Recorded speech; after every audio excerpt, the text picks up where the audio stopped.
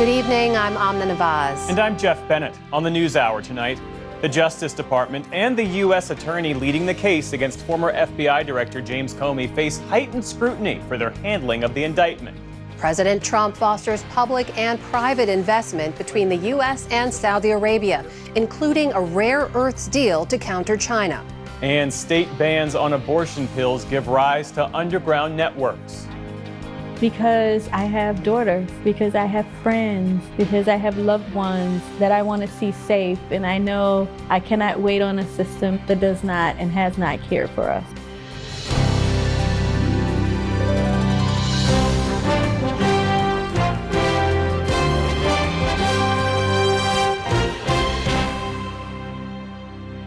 Major funding for the PBS NewsHour has been provided by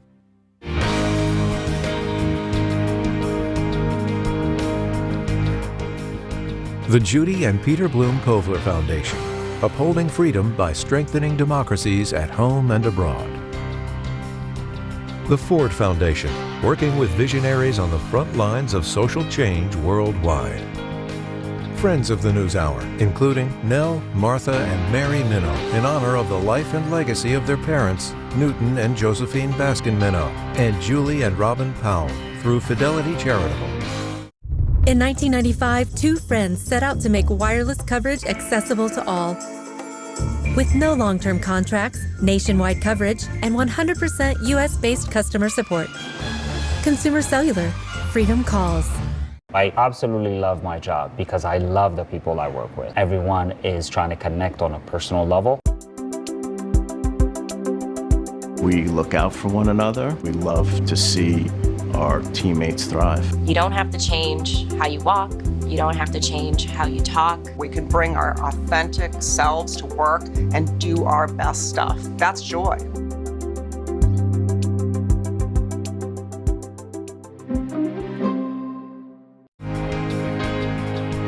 And with the ongoing support of these institutions. This program was made possible by the contributions to your PBS station from viewers like you. Thank you. Welcome to the NewsHour. President Trump is expected to sign a bill requiring the Justice Department to release its files on the late convicted sex offender Jeffrey Epstein.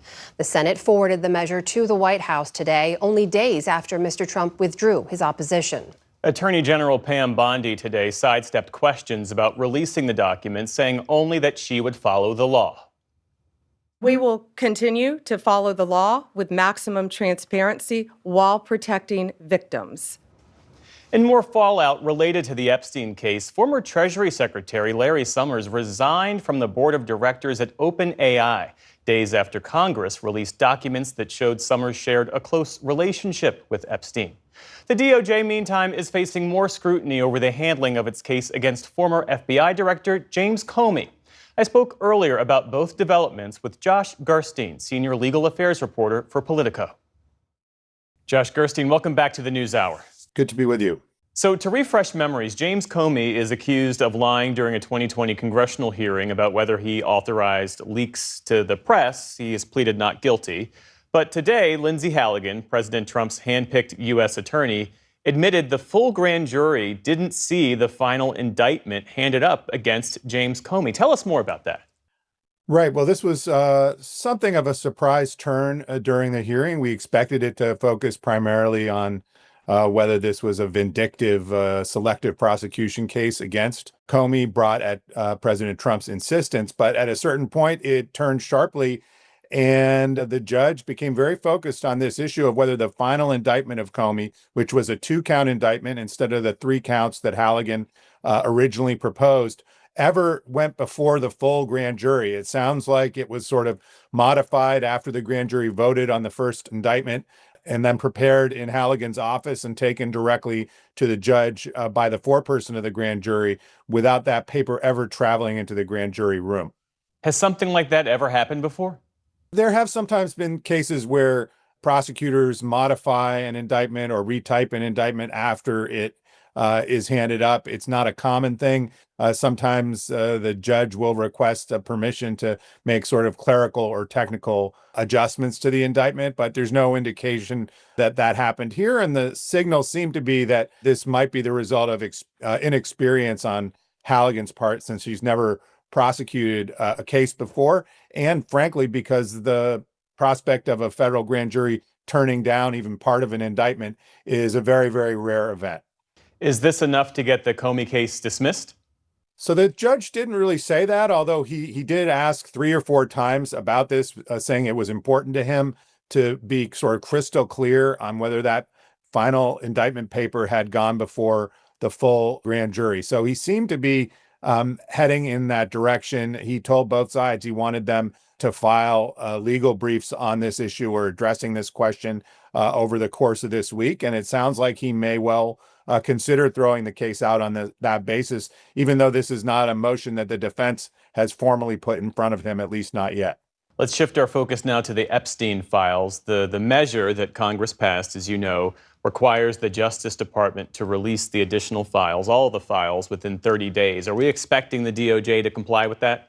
If all means each and every one of the files, Jeff, I don't think DOJ is going to comply with that. Certainly the law does allow for victim information to be withheld, but I think the key question here is the law also has a provision that says materials that could impact an ongoing investigation don't need to be released. And we already heard from Attorney General Pam Bondi that she considers the investigation that President Trump ordered up just a few days ago, saying he wanted high-profile Democrats like Bill Clinton investigated for their contacts with Epstein. She's assigned that to the federal prosecutor in Manhattan, and she described that today as an ongoing probe that limits the information the Justice Department can release. And so I wouldn't be at all surprised if that is used as a mechanism to hold back some of the files at that 30-day deadline. What's curious about that, of course, is that that doesn't talk about holding back any materials that pertain to Trump, because Trump naturally did not encourage an investigation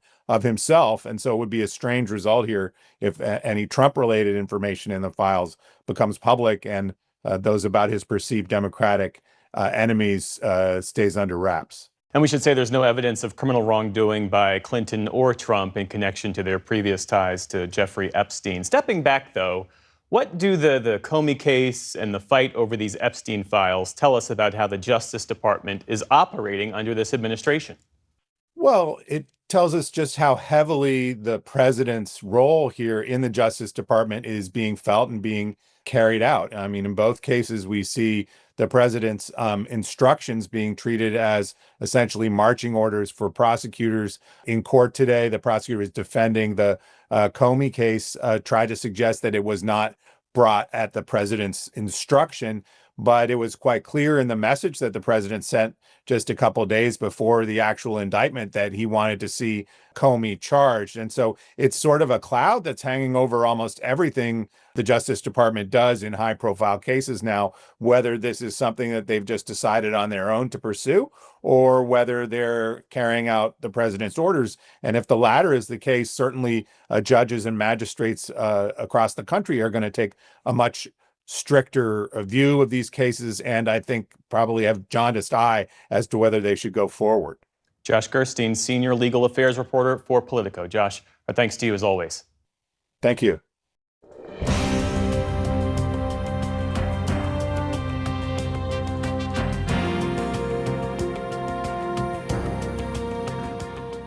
President Trump and Mohammed bin Salman concluded the Saudi Crown Prince's visit to the U.S. today by speaking to more than 400 business leaders.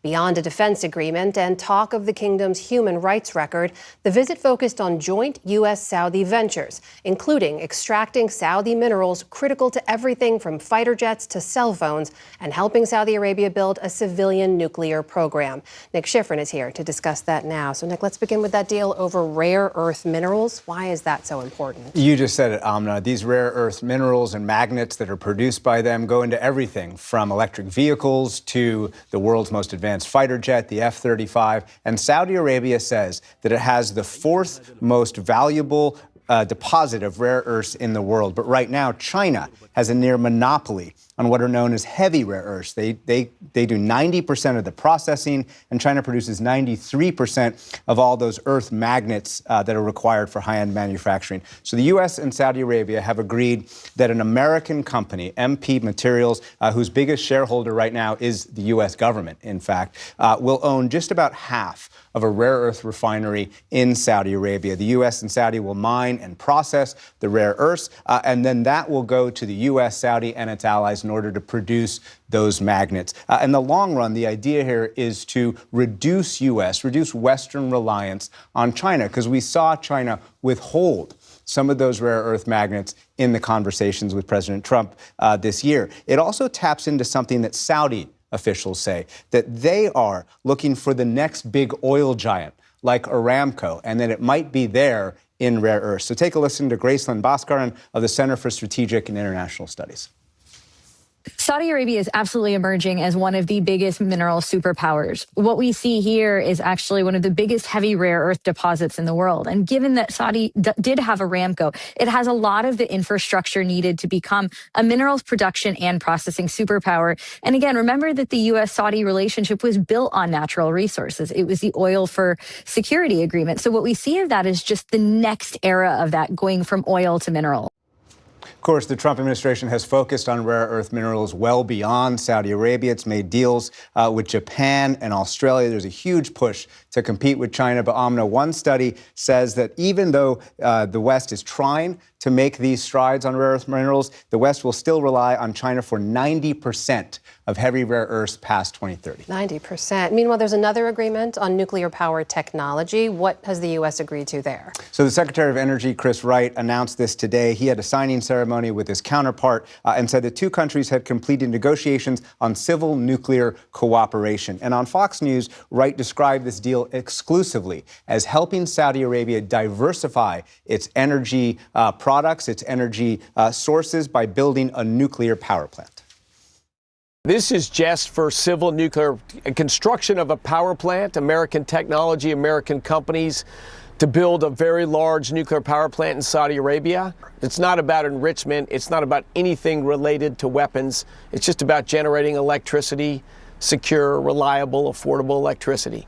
So you heard Wright say that it's not about enrichment, it's not about weapons, but the negotiations that have led to this have very much been about enrichment, about Saudi Arabia's desire to make nuclear fuel, perhaps inside Saudi Arabia. Saudi officials say that they have 7% of the world's uranium, and in fact, it's co-located with all of those rare earths that we were just talking about, and that asking the kingdom to mine uranium, in addition to those rare earths, would kind of, without enriching, without creating the nuclear fuel, would be kind of like asking Saudi Arabia to get all of the oil out of the sand many years ago without refining the oil. That's the kind of deal that they're trying to get. But the community that's been focused on non-proliferation has had their concerns about Saudi Arabia. They've been concerned that Saudi Arabia has resisted some of the monitoring and inspections that would go along with this kind of agreement. And frankly, they have been concerned about Saudi intentions all along.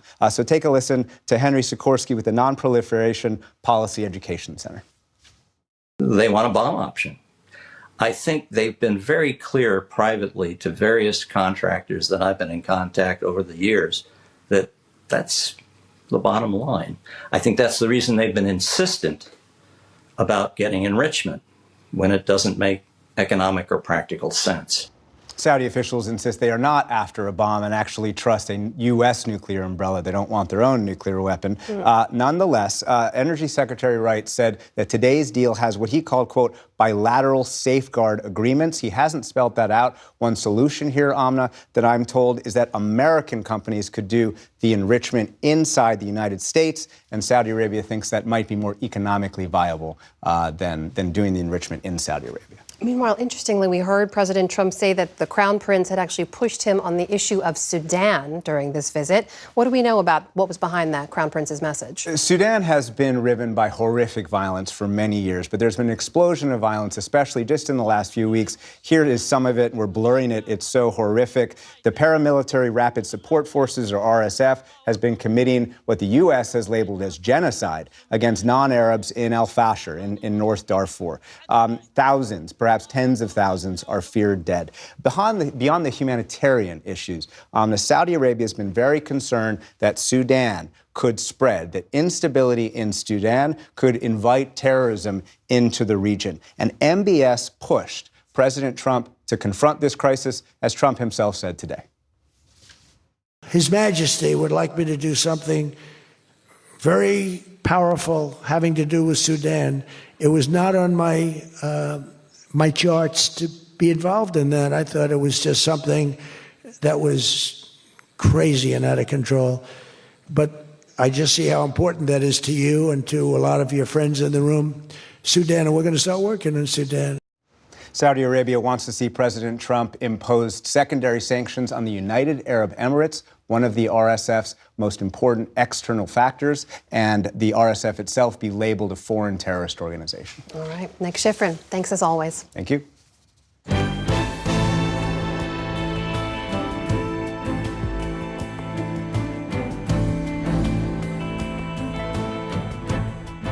We start the day's other headlines in Ukraine, where a massive Russian drone and missile barrage killed at least 25 people overnight, including 3 children. 2 apartment blocks collapsed in the attack on the western city of Ternopil. At least 24 people are still unaccounted for. Meantime, in Turkey, Ukrainian leader Volodymyr Zelensky met with Turkey's president today, with both leaders expressing their commitment to a peaceful settlement to the war. Turkey has strong ties to Russia, and Zelensky is hoping that President Erdogan can help convince Russia to end the fighting. We talked substantively about the situation in diplomacy. There is no alternative to peace. Russia must understand that there can be no reward for waging war and committing killings. Also today, the Trump administration has dispatched Army Secretary Dan Driscoll to Kyiv. A defense official tells the NewsHour that it's a diplomatic mission, not a military trip, and that he'll also speak with Russian officials. It comes amid reports that the U.S. and Russia are hammering out a proposal for ending the war without the involvement of Ukraine. Israel's military stepped up its strikes on southern Lebanon today as it targets what it says are Hezbollah weapons storage facilities. Israel says Hezbollah fighters are regrouping in the area but did not provide evidence. The group says it has abided by the terms of a ceasefire that require Hezbollah to end its military presence along their shared border. The attacks come a day after an Israeli airstrike killed 13 people at a Palestinian refugee camp in Lebanon. It was the deadliest incident since the ceasefire started a year ago. In North Carolina, federal immigration agents have expanded their operations to include the state's capital, Raleigh. They just keep going into this job site, this building site in downtown Cary, and just keep pulling people out and putting them in that car. Cell phone footage captured federal agents arresting multiple people at a construction site Tuesday in a Raleigh suburb. Meantime, in Charlotte, Homeland Security officials said today that more than 250 people have been arrested since an operation started there last weekend. That's about double the figure from earlier this week. Onlookers at a shopping mall yesterday described one such arrest. When we got here, he was on the ground, and they had their rifles pointed at him, and he was just screaming for help. North Carolina has become the latest focus of the Trump administration's crackdown on illegal immigration, following similar enforcement efforts in cities like Los Angeles and Chicago. Federal officials have provided few details on those arrested. The U.S. trade deficit dropped sharply in August as President Trump's global tariffs took effect. The Commerce Department reported a 24% fall in what the U.S. bought from other countries compared to what it sold. It's one of the first concrete examples of the economic impact of the Trump global tariffs, which took effect on August 7th. Today's report was delayed by more than 7 weeks because of the government shutdown. AI giant NVIDIA posted quarterly results this afternoon that surged past expectations. The company generated $57 billion in quarterly revenue and provided stronger than expected sales guidance. The results came after the closing bell on Wall Street and are expected to ease concerns about an AI bubble. Ahead of those results, stocks posted modest gains. The Dow Jones Industrial Average added nearly 50 points. The Nasdaq rose around 130 points. The S&P 500 ended the day with a gain of about 25 points. And Roger Federer is heading to the International Tennis Hall of Fame. The body's honorary president, Kim Clijsters, told the tennis legend via video link in his first year of eligibility. It is my great honor to officially let you know that you are going to be inducted into the International Tennis Hall of Fame in 2026. Federer was the first man to win 20 Grand Slam championships, racking up 8 Wimbledon titles and 5 consecutive U.S. Open wins. He called it a tremendous honor. Curaçao is now the smallest country by population to ever qualify for a World Cup. The island nation's team held Jamaica to a draw yesterday to advance to the tournament. Curaçao is an autonomous Dutch territory of just 156,000 people. So that meant the team relied heavily on players born and raised in the Netherlands. They take the record from Iceland and its 350,000 people, which made the World Cup back in 2018.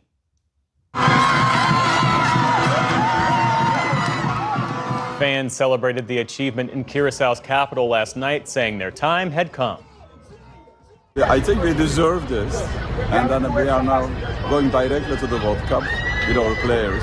It's time to celebrate for us right now. And Haiti's soccer fans also have reason to celebrate. Their team is heading to the World Cup after beating Nicaragua yesterday. It'll be the first time Haiti will play in the tournament since it was held in West Germany back in 1974. Still to come on the NewsHour, a new PBS News poll shows Democrats with an edge ahead of next year's midterm elections. The benefits and risks of more artificial intelligence being used in K-12 education. And a new exhibition showcases the pioneering work of fashion designer Andrew Ginn. This is the PBS NewsHour from the David M. Rubenstein Studio at WETA in Washington, and in the West from the Walter Cronkite School of Journalism at Arizona State University. With the midterm elections now less than a year away, a new PBS News NPR Marist poll has signs of hope for Democrats and a few red flags for Republicans. So what is resonating with voters? NPR senior political editor and correspondent Domenico Montanaro is here to break down the numbers. Good to see you. Hey, good to see you. Let's jump in. So Democrats came off some big election wins in New Jersey, in New York City, and Virginia a couple of weeks ago. It seems like they have an advantage. Midterms are still a long way off. But what does the poll show? And in a lot of places across the country, up and down the ballot, really. And I think that what this poll shows is that Democrats have a huge advantage right now. And the real issue is because of affordability. But what the poll shows is by 55 to 41 margin, Democrats, people say that they would pick a Democrat in their district if the midterm elections were held today. Now, why is that important? It's a plus 14 advantage on what's known as the congressional ballot. When you have that large of a lead, it is really indicative of a potential wave. I mean, if you look back to 2022, for example, Democrats had only between an average of 0 to 4 points. They lost 9 seats. In 2018, Democrats had an advantage between 6 and 12 points in our poll, and they obviously won big 40-seat advantage. Now, most people don't expect that we're going to see a wave of that kind next year, but right now starts out with Democrats with a big advantage. And a big piece of that is because of independents and how they've slid away. I mean, a 61 to 28% margin. Wow. Independents say that they would pick a Democrat. These are major red flags and warning signs for the Republican Party right now. And we know a lot can happen in the next year, but that also includes whatever happens on this redistricting front. We've seen efforts by President Trump and the Republicans, counter efforts by the Democrats in California. This is all tied up in the courts right now, but does any of this make the Democratic polling advantage moot? You know, it depends on how this winds up shaking out. But frankly, we're seeing some evidence in the past week or so that this could boomerang on Republicans potentially. You know, Trump wanted to get 5 seats out of Texas. A court this week said that Texas's map's got to go back to the drawing board. Now, eventually they might get what they want, but they're also banking a lot on Latinos in South Texas having moved toward Donald Trump. And what we're seeing in our polling, in the elections, is that Latinos have really slid away from Donald Trump and Republicans. They moved over because of affordability. And what we're hearing from a lot of those voters is that they don't feel that Trump has done enough to address lowering costs, and that they are upset with how he's approached deportations in this country, feeling like, you know, they were okay with deporting criminals, but not okay with deporting people in their communities in the same way that they see it being conducted. And like we've talked about, prices are the real issue, right? I mean, when you look at the issues inside our poll, 57% say that lowering prices it should be the administration's top priority.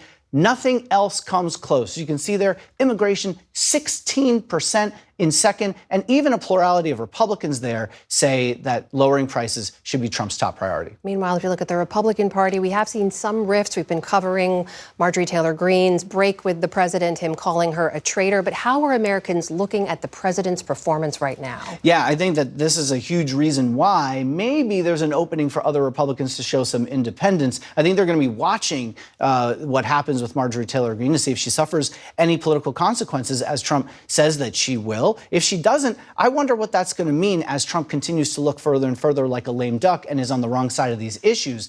In the polling here, only 39% say that they approve of the job that Trump is doing. And when you look inside the numbers, only 24% of independents approve of the job he's doing. Now, the other number, as you see, 9 in 10 Republicans still sticking with the president. So it continues to put Republican candidates in a vice because we're seeing that when Trump is not on the ballot, Republican MAGA base voters don't necessarily show up. We heard from a lot of Republican voters in this poll who said that they are pro-Trump, but they're not necessarily voting for Republican candidates. That is a real problem for them because they need to be able to show some independence from Trump to be able to say, to appeal to those crossover voters and to independents, but they can't alienate the base. Can I ask you quickly about one more thing we saw in here? Some bigger frustrations among American voters with political institutions and beyond. What do you take away from that? People don't like anything. If you look at what they think about the confidence in institutions, really bad numbers here for almost everybody, including us in the media, by the way. Only 25% approve of what we're doing. Full results, of course, always available online. Domenico Montanaro, NPR. Always good to see you. Thank you. Thank you.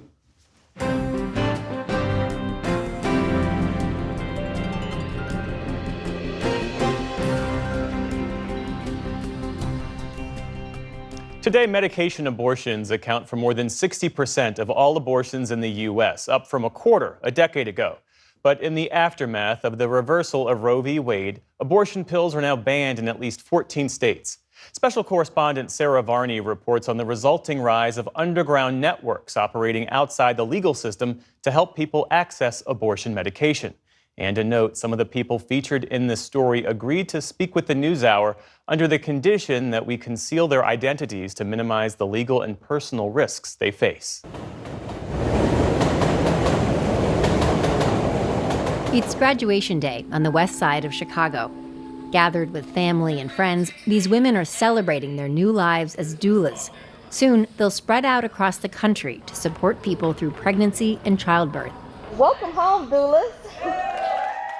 But many of these doulas will also go on to help women end their pregnancies. They stand firm in the right of a person to give birth, to not give birth.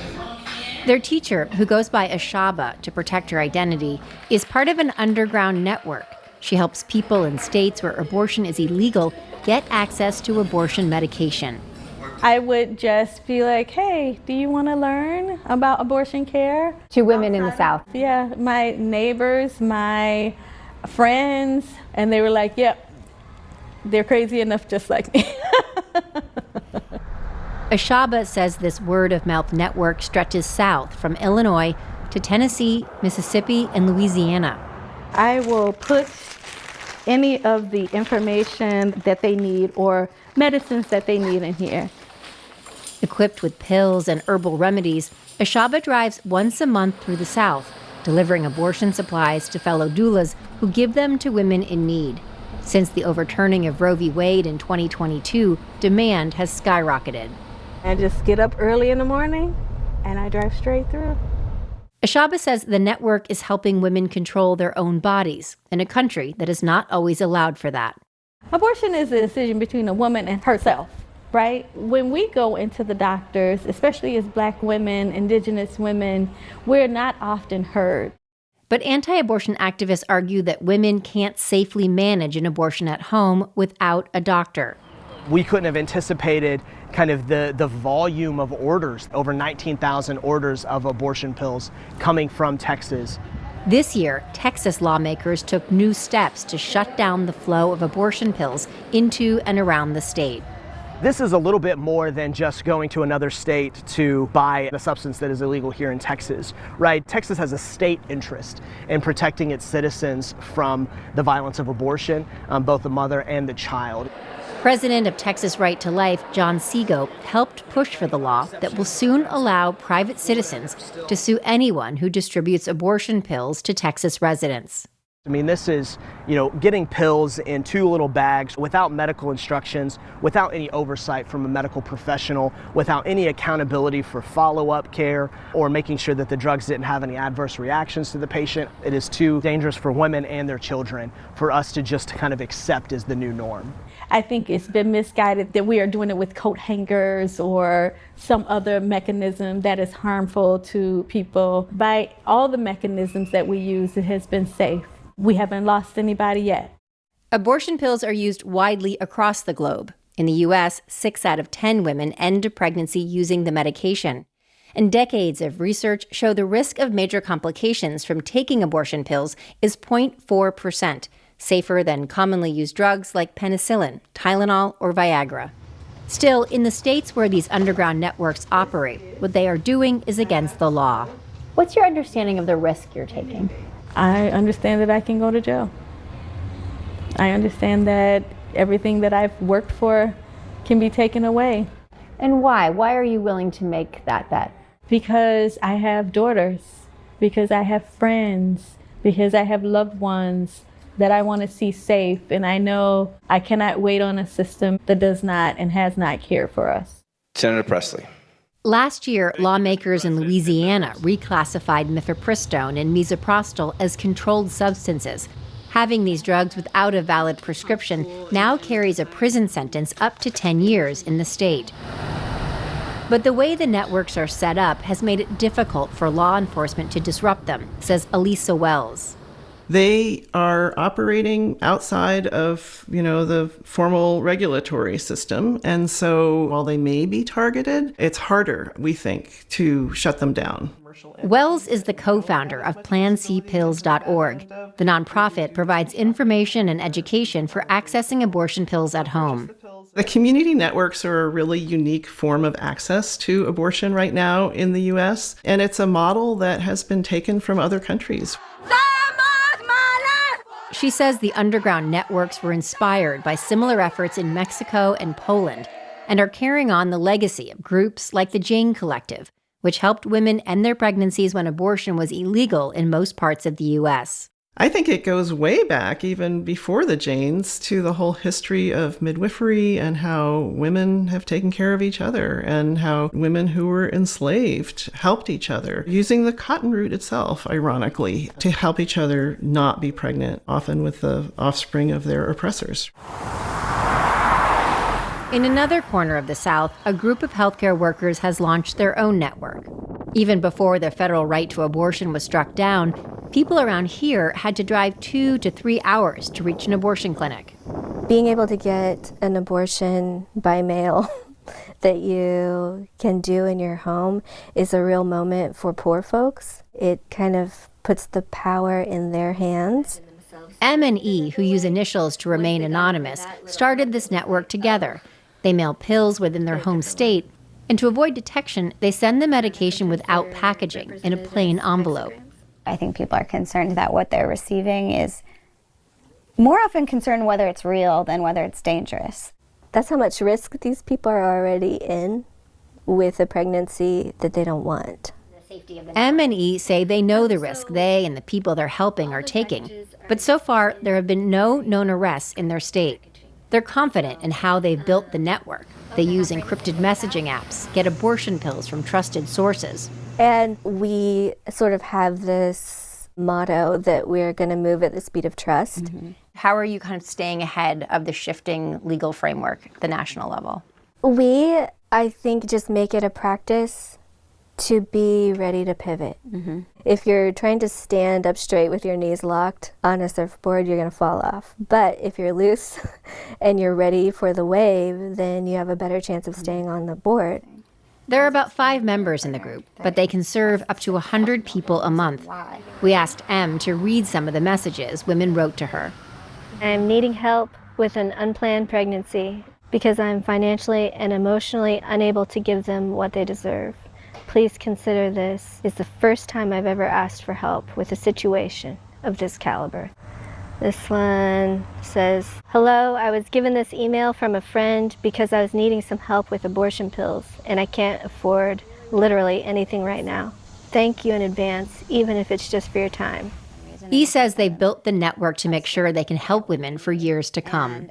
You know, there's been times when there's been weather events and someone else in the network couldn't mail and other people pick it up. And I think a lot of us are focused on building resiliency into our work so that when something happens, we have the ability to take a beat and figure it out. We want to be like a coyote. A coyote can just survive in a work site that is building on top of its former habitat. You know, growing out here will be the herbs for abortion care. After making the long drive from Chicago, Ashaba shows us around her Louisiana home that will soon become a safe place where women can self-manage an abortion. We have been planted in so many other places that if one of us falls, the whole network doesn't fall. There's other people that are still capable and able to provide services. And she says her network will keep on adapting.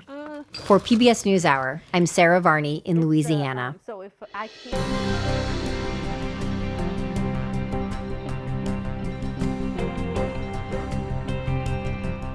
Artificial intelligence is rapidly being integrated into many facets of life, including in America's classrooms.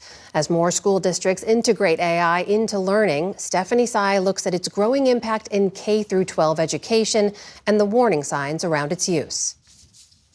Amna, parents and teachers are still trying to get a handle on students' use of social media, and now they're being forced to grapple with AI, too. A recent survey from the RAND Corporation found more than half of U.S. students are using AI for school, an increase of 15 percentage points this year compared to just 2 years ago. At the same time, 61% of parents believe AI will harm students' critical thinking, compared to just 22% of school district leaders. All of this as AI juggernaut OpenAI gets even more embedded into the business of American education. Today, it announced a new partnership with school districts across the country. The company says it is giving roughly 400,000 K-12 educators free access to a version of ChatGPT through the next academic year. Let's start by hearing from some parents and teachers grappling with the onset of AI in schools. Hi, my name is Elsie Carter. My daughter is in the 9th grade and she's 14 years old. I use AI every single day. Of course, I know that they're using AI as well. But she has expressed that she uses it to mostly just kind of help guide her in her writing assignments to make sure that her argument is present, that it's cogent. I'm Crystal Jean, and I'm a teacher. Being in this profession for as long as I have, change is always there. And AI is just another change. It's not going anywhere. I'm Sarah, and I have a child in 12th grade. The superintendent of Houston Independent School District, where my child goes, is a big fan of AI, and it's taking the place of teachers' ability to write curriculum and, experts' ability to write curriculum. I'm Matt Walton. I am a technology and engineering education teacher in Henrico County, which is located just outside of Richmond, Virginia. To be honest, I think we're, as a society in America, we're kind of behind the 8 ball a little bit when it comes to artificial intelligence and teaching it to our high school students. My name is Chris Hamatake. I have 3 kids in K-12 schools. I've got a 4th grader, a 9th grader, and an 11th grader. If my kids are going to use AI, I want them to know kind of questions to ask to figure out, is this an accurate response from AI? Can I trust this? And how do I prove that it's accurate or not? There have been times when students have tried to pass off an AI generation as their work. And when it's been flagged, and I've tried to have a conversation with the student, rarely have they been able to put thought into their, into their verbalization. I'm an AP computer science teacher, and there's a unit on artificial intelligence in there. We do talk about the language models out there, such as ChatGPT and Gemini and Microsoft Copilot. But I also ask my students to investigate artificial intelligence that goes beyond the classroom walls. For example, how's the AI going to be used in healthcare? It is going to change our ability to critically think about things. But it's also the future. Like it's here to stay. It's being integrated into every electronic device and software that you can imagine. So I think that we have to embrace it. And we just got to be careful, because I do think that critical thinking part of it is altering our ability to think for ourselves.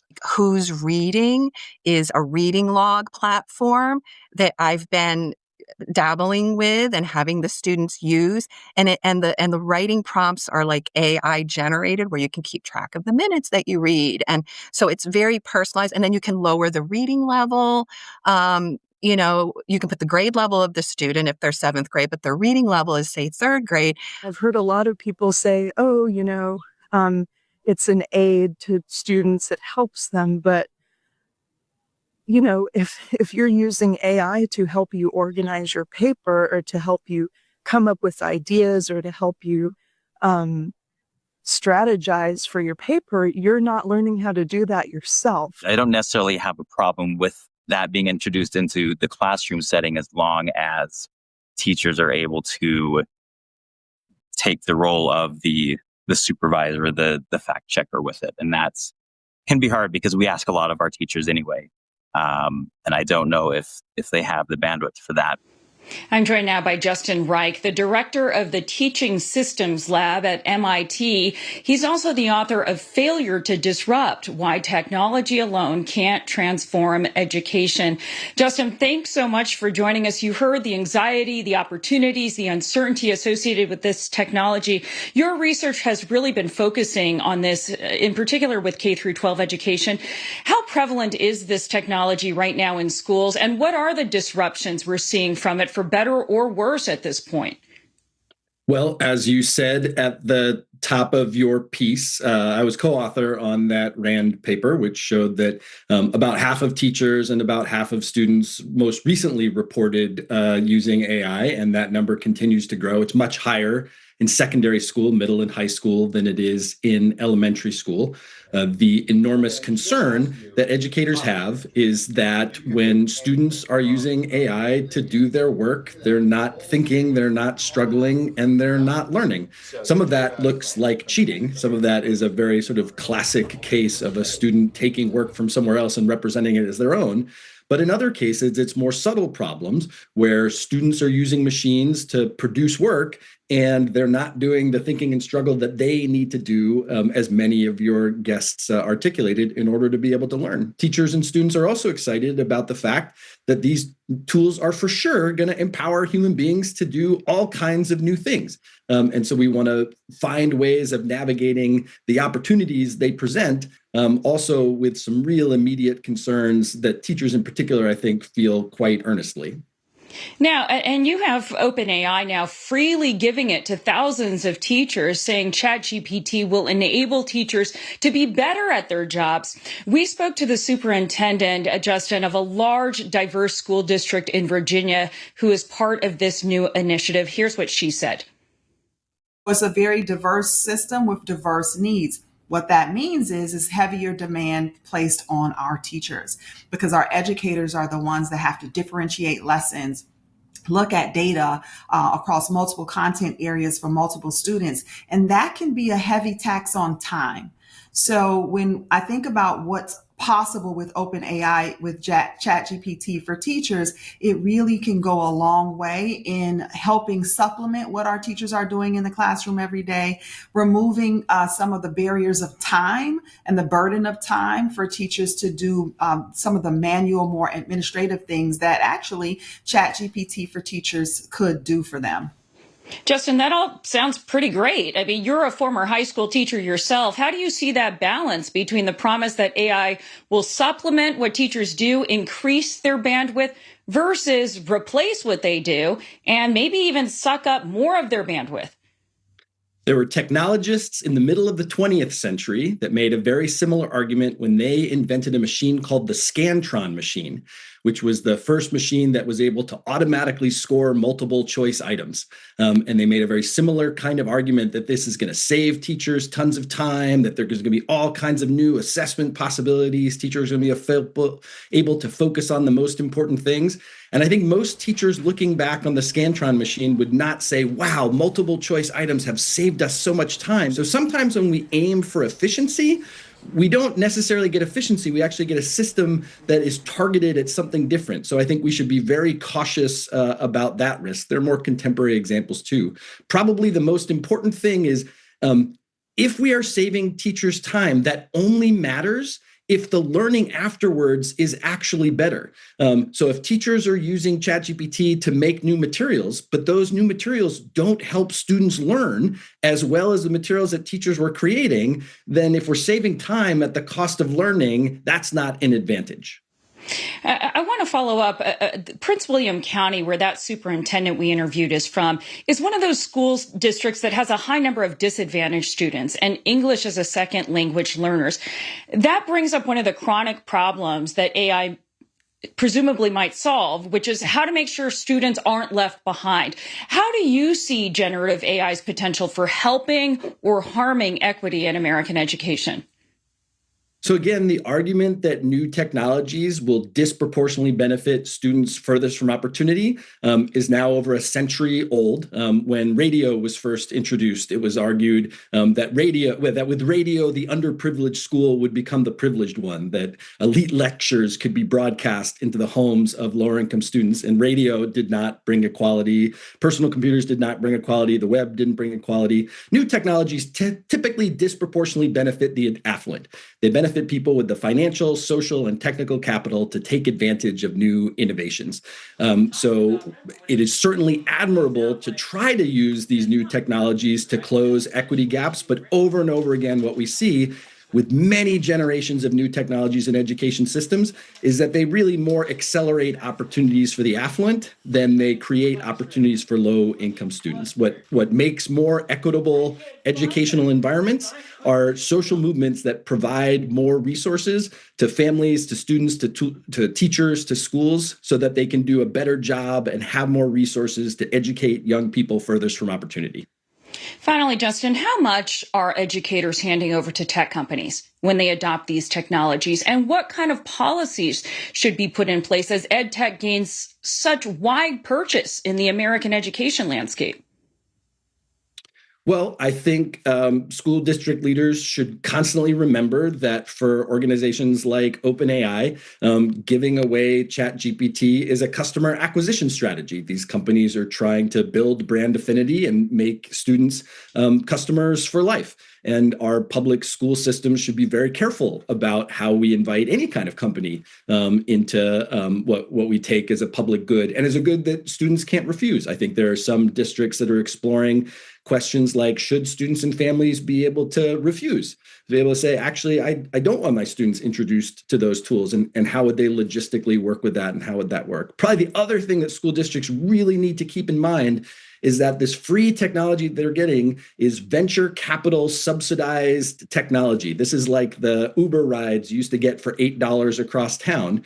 One day the investors will want their money back. And when that day comes, we may find that the consumer experience of these tools gets much, much worse, that either they become more expensive or they have more advertisements, more sponsored content, all kinds of things that maybe we really don't want happening inside of our schools. So school district leaders making these big purchases or these big acceptances of free resources from schools really need to think carefully, not only about the decisions they're making now, but what they may be locking themselves into for the future. Just so much to talk about when it comes to this topic, and we'll continue to explore a lot of these AI issues down the line.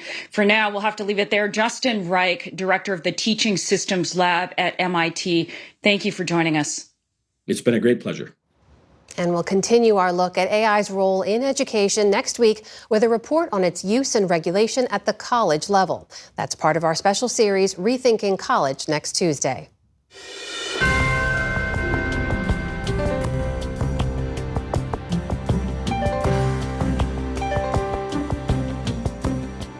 Andrew Ginn, the pioneering Singaporean fashion designer known for his exacting eye and uncompromising craftsmanship, is the subject of a sweeping new retrospective at the Peabody Essex Museum in Salem, Massachusetts. Jared Bowen of GBH Boston takes us there for our Arts and Culture series, Canvas. To enter the house of Andrew Ginn is to find a feast of flourishes, capes ornamented with sumptuous embroidery, gowns sculpted into singular forms that radiate a splendor of color rivaling any springtime garden. Beauty has long been the fashion designer's inspiration, but he can even find it in ruins. It was a collection inspired by a Venetian palazzo, but not just a normal Venetian palazzo, but a decaying Venetian palazzo which was sinking. This is the designer taking stock of his decades in design before he closed shop in 2023. Over nearly 30 years in his Paris atelier, Ginn produced 80 collections and some 10,000 ensembles. The most glam now fill galleries at the Peabody Essex Museum in Salem, Massachusetts, where a retrospective of his career is now on view. Beauty is really the motto of my life. In my personal life, in my professional life, I really live for beauty. Over his lengthy career, Ginn became renowned for his demi-couture, applying the rigors of rarefied haute couture design to clothing customized for a ready-to-wear audience. And with material and craftsmanship, he says, that has always been uncompromising. I would like to stress the fact that we design every single element on our garments. So we design the textiles, so be it printed, woven, embroidered, the buttons, the buckles. Why is that important to you? That is important because I'm a perfectionist. Because his focus is so much on the tradition, it almost makes the clothes all that much more modern. Petra Slinkard curated the show, the first to examine Ginn's legacy, which itself is built on firsts. In 1997, he was the first Singaporean designer admitted to Paris Fashion Week, the industry's prestigious first look at what top designers are presenting. He stands apart as one who has been able, I think, to introduce elements of Southeast Asia into high fashion and into global fashion. Art and antiques fill Ginn's Paris apartment, just as they did his childhood home, which brimmed with pieces collected by his parents on world travels. It fueled the way he would ultimately define fashion, as did everything from the paintings of Monet to the vibe of turn-of-the-century Vienna. He's very, very visual, and throughout the exhibition we have included collages that are his own, and so you can sort of see him mapping out, these visual cues that he's sort of mashing together. Ginn's designs have become red carpet staples for a parade of celebrities and even royalty. Most notably when Princess Catherine wore one of his designs to her first Trooping the Colour ceremony as the Princess of Wales. It was a stunning moment for the designer, especially given that another royal has always been a queen of inspiration. I understand that Queen Elizabeth was a muse of sorts to you. She's actually quite eccentric because no one does that sort of things anymore. A bright mustard yellow suit with matching hats. And I see that as something appropriate, but yet there's something really edgy about it. Not to mention a valuable lesson. To what degree have you created drama? All the time and every day. And I think that it brings a sensation to you. You're shocked, it's exaggerated, it brings your attention to what you've created. But that has all wound down now. Ginn closed his fashion house 2 years ago, leaving behind the churn of the Parisian fashion scene where he says the pressures of launching a new collection every 3 months was grueling. It's like launching an album or a new movie. That took its toll. I had an open heart surgery in 2015 and I had a stroke in 2021. And I think I was saying to myself, 30 years, enough is enough of that fashion system and that schedule. But his intention, he says, even as the House of Gin has gone dark, was to always have his pieces live on, to be the antithesis of fast fashion, so readily consumed and discarded. My goal has always been creating really beautiful and well-crafted clothing that a woman could keep in a wardrobe for years. Eventually, she could pass it down to the next generation, and we call them heritage pieces. That are ready to wear and of distinctly personal vintage. For the PBS NewsHour, I'm Jared Bowen in Salem, Massachusetts. And that is the NewsHour for tonight. I'm Amna Nawaz. And I'm Jeff Bennett. For all of us here at the PBS NewsHour, thanks for spending part of your evening with us. Major funding for the PBS NewsHour has been provided by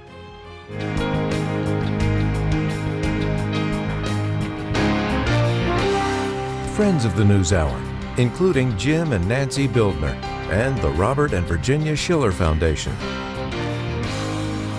The Walton Family Foundation, working for solutions to protect water during climate change so people and nature can thrive together. Supported by the John D. and Catherine T. MacArthur Foundation, committed to building a more just, verdant, and peaceful world. More information at macfound.org. Funding for America at a Crossroads was provided by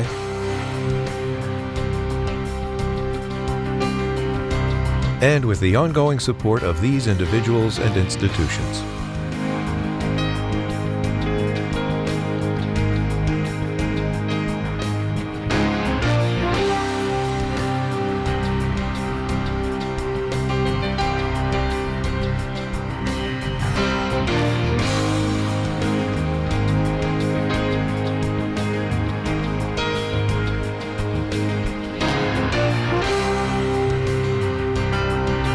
This program was made possible by the contributions to your PBS station from viewers like you.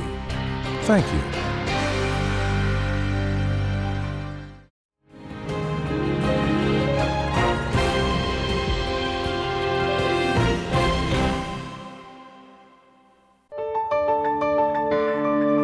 You're watching PBS.